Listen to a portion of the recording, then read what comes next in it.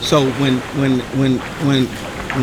my partner came from USP Beaumont, and he had told me that come stop at his unit before we would go to the Unicorn. He would say, I went in his room and pulled it open. He had the blanket in the window to make the room super dark. And I was like, man, why you in here sleep like this, man? And this time, it's like 7 o'clock, 7 in the morning, 7:30. He's like, man, I ain't getting no sleep for the last 3 years, man, and I'm trying to get some rest over here, man. These dudes ain't, it's rough over here, but it's more dangerous over there. You know what I'm saying? And so he went to go telling me how the dudes went in there and killed the dude and cleaned up the blood. And the cellie didn't know to damn near after count. Yeah. Because, you know what I'm saying? And that's when they started implementing the stand-up rule. You know what I'm saying? The 4 o'clock stand-up rule. You know what I'm saying? So when they started implementing that, how did you feel about them implementing the stand-up rule during the 4 o'clock count? Because normally it wasn't none of that. Yeah, I mean, I just went along with it. Went along with it. You know, I really, I was cool, and I really ain't caused too many problems. I try to be peaceful, make my bed as smooth as possible. But when it was time to get down, I got down. Right. But other than that, I'm trying not to, trying to stay below the radar. Right. So, any rules, stand up count. And 4 o'clock stand up count, 4 o'clock stand up count. And that's what it was, I had an issue with the stand up count when I was in the shoe. You know what I'm saying? I didn't stand up when I was in the shoe. Yeah, when the shoe, they started trying to implement stand up count in the shoe, right? And I want to get to a story while I was thinking about that. When I was leaving FCI Beaumont, they was trying to send me to the Smooth program for the food strike. And so after being in the hole for a few months, they said that the hole over in the meeting was kind of overpacked because they had a couple guys that was from the USP. But USP Beaumont complex, they had the USP, the medium, and the low, and the camp. Yeah. So it's hard to get up out of there. It was hard to get up out of there. You know what I'm saying? Being from the Midwest or being from somewhere else, these people would just send you to the next jail next door. You know what I'm saying? So you'll be stuck in Texas for 5 or 6, 7 years because they got this complex. And a lot of guys used to dodge the complex federal system because they be stuck on the complex. You be getting stuck in the rotation of the complex. You know what I'm saying? They save money on transportation. Yeah. So Big Tez, I just wanted to do this interview with you, man, and let people know that that our transition is better, man, and we come out of this situation with a sound mind. You know what I'm saying? Not under the influence of any medication or hard drugs or anything of that nature, and doing it at astronomical time as you and I done, you and especially you and me as well, going in the federal system young. The people want to know what you got going on, man, and what you got going on, and what's your aspirations on what you about to do. You know what I'm saying? You had told me about Body by Tez, that you're doing the workout. You know what I'm saying? That they can go to your YouTube channel, Body by Tez. YouTube. I got a YouTube Body by Tez. Artez.Rogers. On YouTube. Y'all want some good workout tips. Y'all want some healthy tips on working out, some nutrition for your diets. And then this go for men and women. That's Artez.Rogers on Instagram. Okay. And then I got the YouTube page. And what I'm doing now, I basically been out just working, grinding, trying to get myself back in order, establish myself in community, and right now I got my own place. But my goal is to probably go into the transportation as far as trucks and, give me some trucks and become a dispatcher. Okay. And hopefully flip some houses, buy some houses, flip houses, these are my goals that I'm setting for myself. Okay, let me get back into another federal story, right? I don't know. I had talked to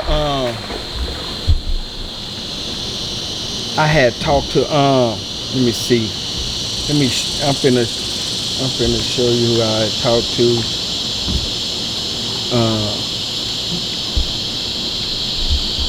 I had talked to Mr. James Davis. Mr. James Davis, right?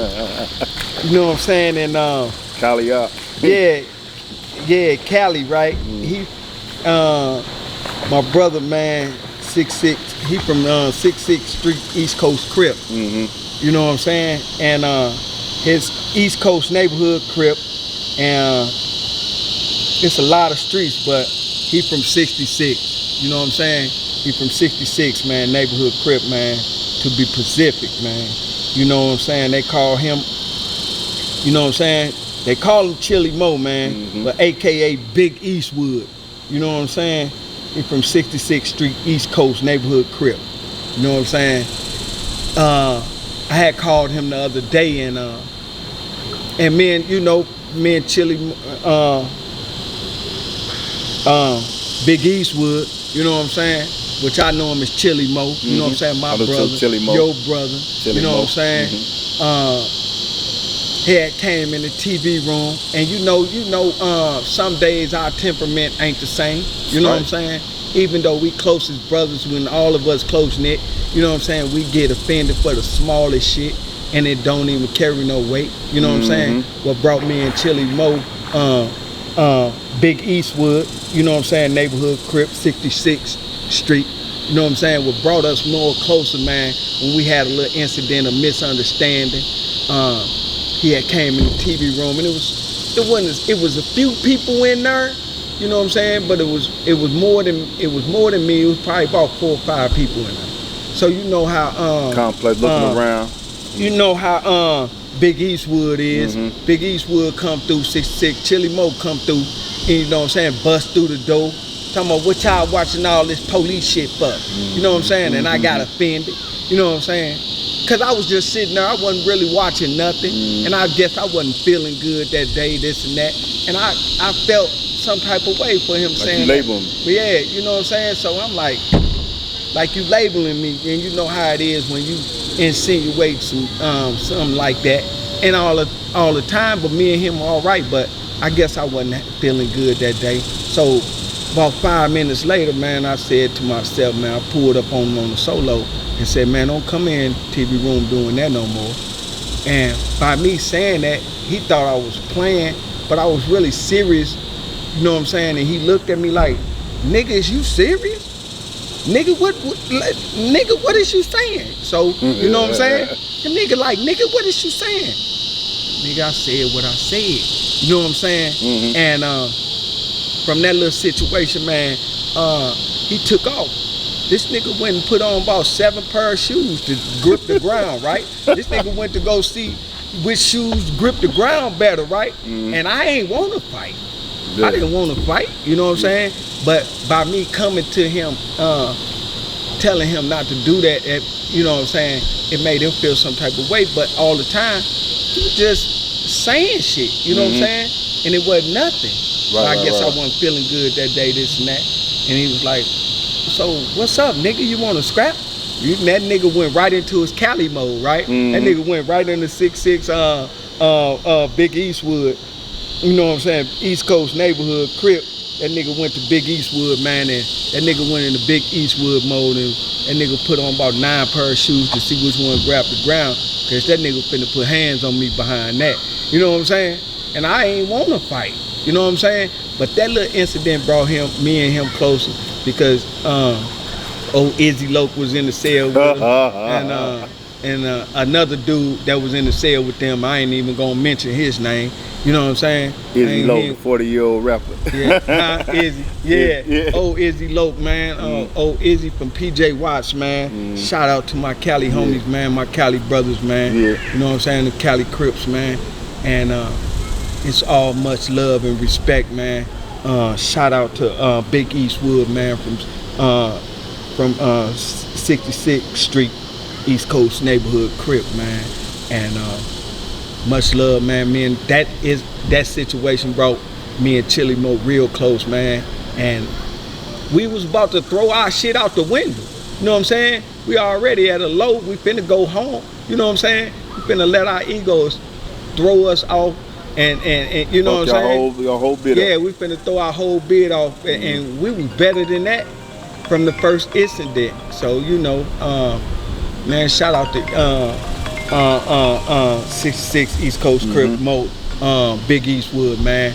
It's much love and respect, man. I talk to him periodically from time to time, and I support him. He support me, man. All my Cali homies, man, I support them, man. It's much love and respect to them. You know, so shout out to Big Eastwood, man. Much love and respect, man.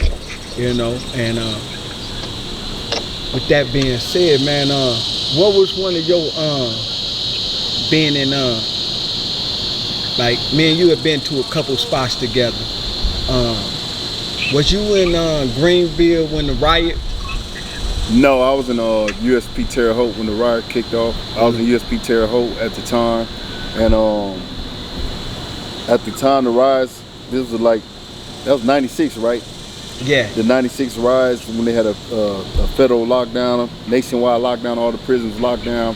It was a crack riots when they did a vote to make the disparity difference 1-to-1, and they denied it, even though they said it was racial and all that. So everybody around the system in most prisons rioted about it, tore up the prison, beat up guards, and basically a lot of the FCIs kicked it off. Right. And Greenville was one of them.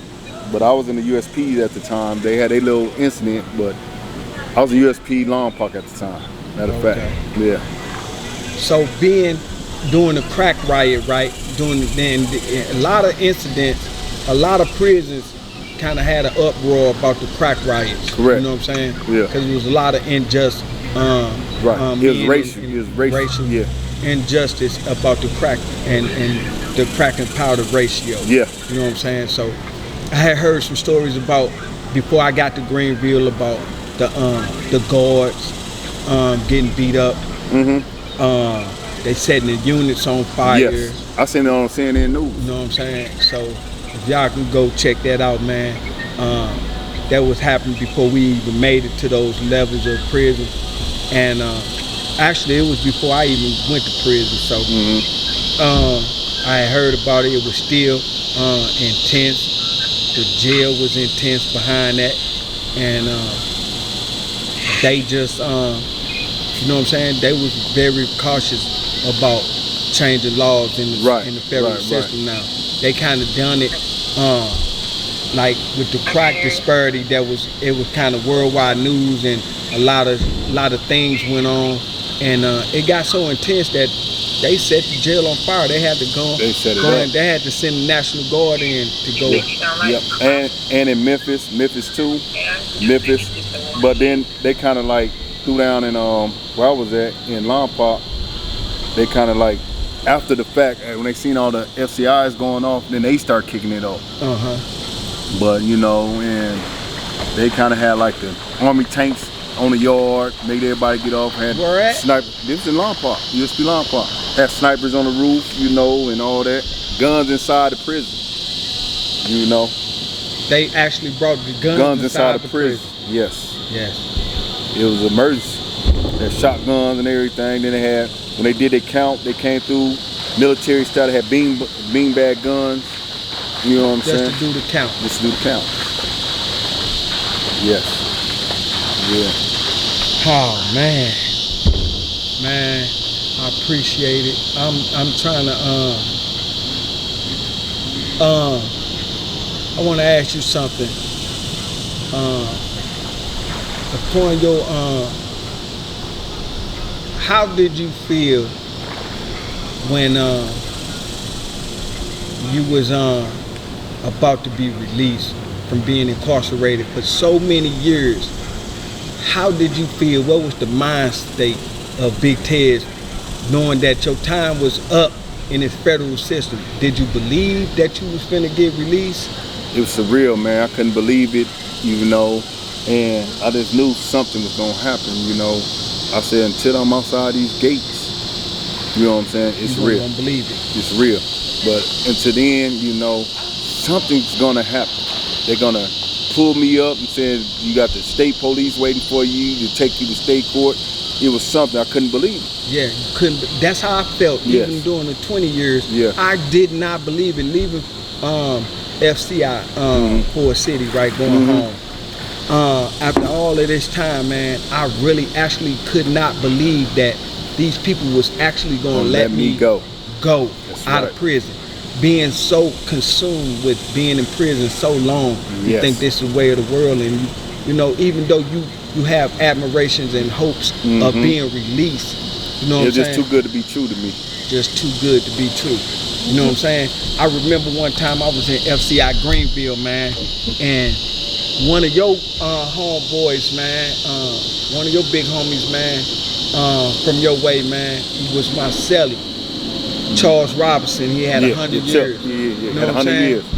And I think he was in Terre Hut with him. Yeah. You know what I'm saying? Very quiet. He was my celly, man. He had